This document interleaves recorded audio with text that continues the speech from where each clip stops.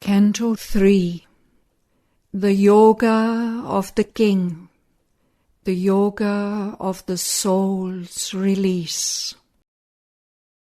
Only a while at first these heavenlier states, these large, wide, poised upliftings could endure. The high and luminous tension breaks too soon, the body's stone stillness and the life's hushed trance, the breathless might and calm of silent mind. Or slowly they fail as sets a golden day.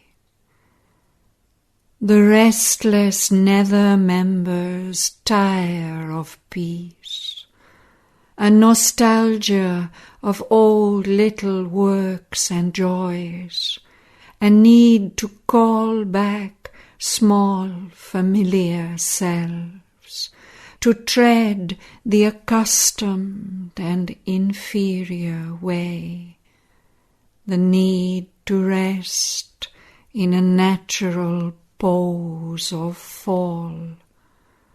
As a child who learns to walk can walk not long, replace the Titan will forever to climb.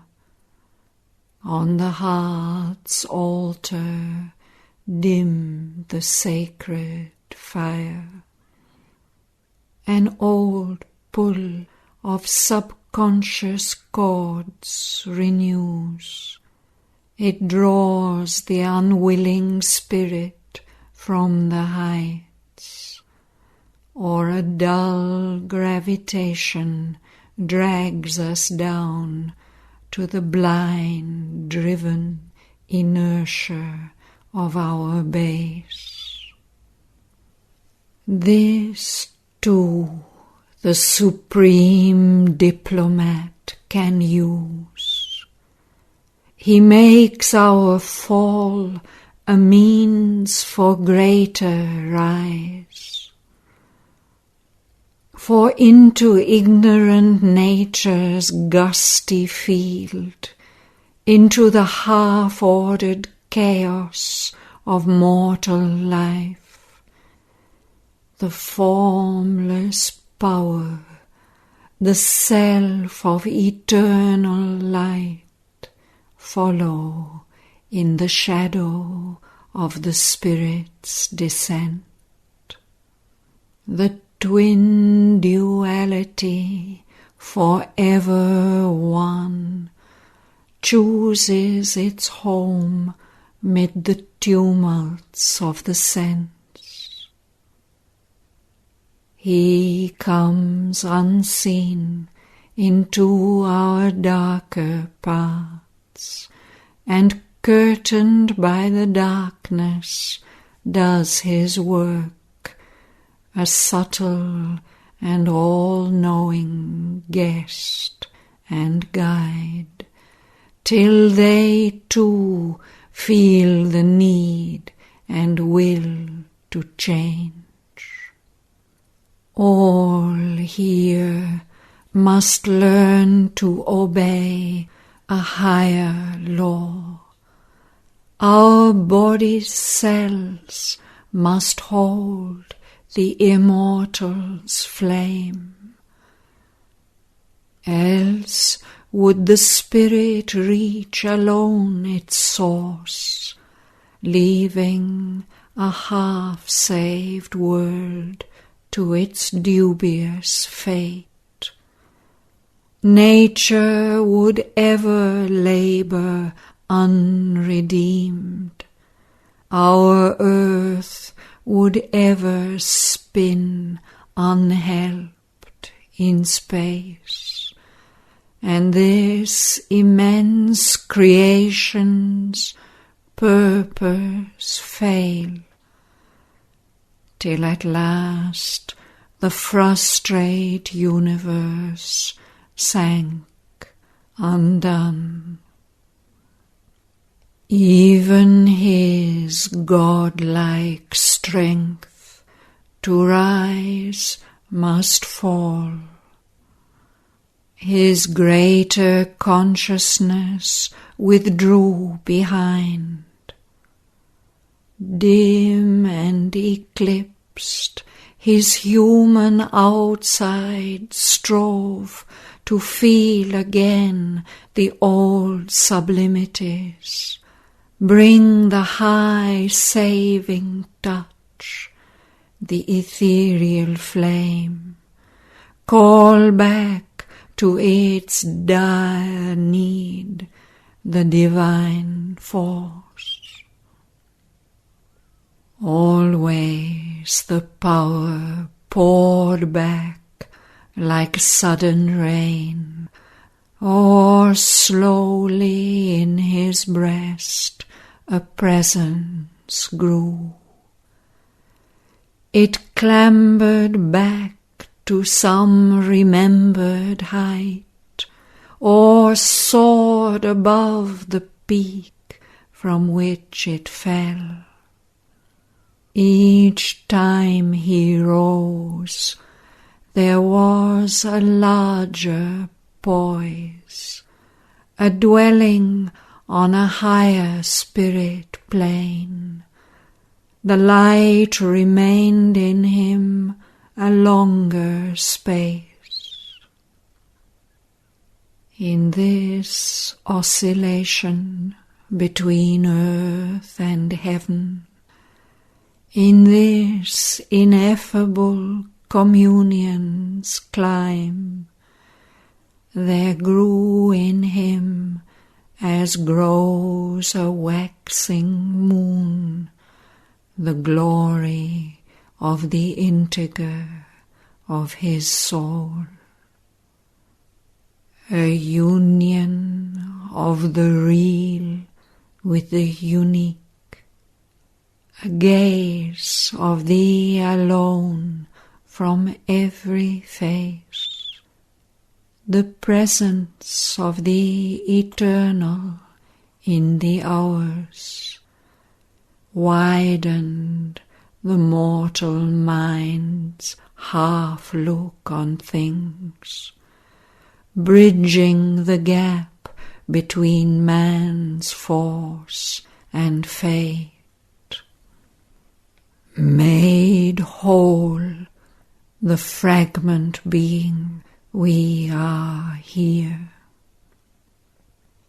At last was won a firm spiritual poise, a constant lodging in the eternal's realm, a safety in the silence and the ray, a settlement in the immutable. His heights of being lived in the still self.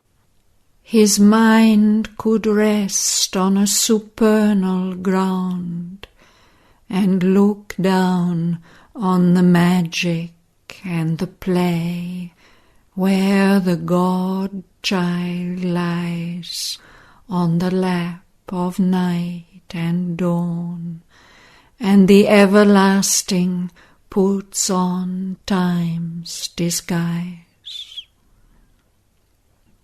To the still heights and to the troubled depths, his equal spirit gave its vast ascent, a poised serenity of tranquil strength, a wide unshaken look on time's unrest, faced all experience with unaltered peace. Indifferent to the sorrow and delight, untempted by the marvel and the call. Immobile, it beheld the flux of things. Calm and apart, supported all that is. His spirit's stillness helped the toiling world. Inspired by silence and the closed eye's sight, his force could work with a new luminous art on the crude material from which all is made, and the refusal of inertia's mass, and the grey front of the world's ignorance, and nescient matter, and the huge error of life.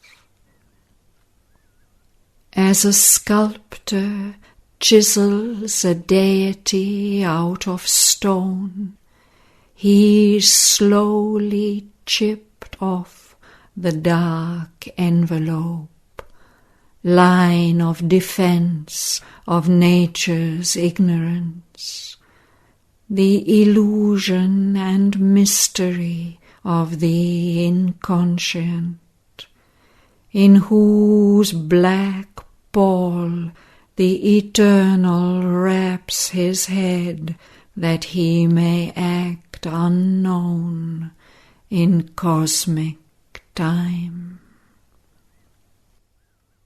A splendor of self-creation from the peaks, a transfiguration in the mystic depths, a happier cosmic working could begin and fashion the world shape in him anew. God found in nature, nature fulfilled in God. Already in him was seen that task of power. Life made its home on the high tops of self. His soul, mind, heart became a single sun. Only life's lower reaches remained dim. But there too, in the uncertain shadow of life, there was a labour and a fiery breath. The ambiguous cowled celestial puissance worked, watched by the inner witnesses, moveless peace. Even on the struggling nature left below, strong periods of illumination came. Lightnings of glory after glory burned. Experience was a tale of blaze and fire. Air rippled round the argosies of the gods. Strange riches sailed to him from the unseen. Splendours of insight filled the blank of thought. Knowledge spoke to the inconscient stillnesses. Rivers poured down of bliss and luminous force. Visits of beauty storm sweeps of delight rained from the all-powerful mystery above. Thence stooped the eagles of omniscience. A dense veil was rent, a mighty whisper heard, repeated in the privacy of his soul, a wisdom cry from rapt transcendences sang on the mountains of an unseen world. The voices that an inner listening hears conveyed to him their prophet utterances, and flame-wrapped outbursts of the immortal word, and flashes of an occult revealing light approached him from the unreachable secrecy. An inspired knowledge sat enthroned within, whose seconds illumined more than reason's years.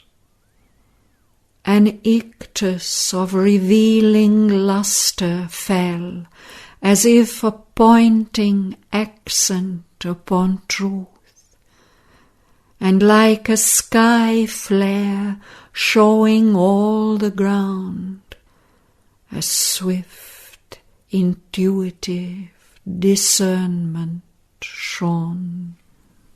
One glance could separate the true and false, or raise its rapid torch fire in the dark to check the claimants crowding through mind's gates, covered by the forged signatures of the gods. Detect the magic bride in her disguise, or scan the apparent face of thought and life.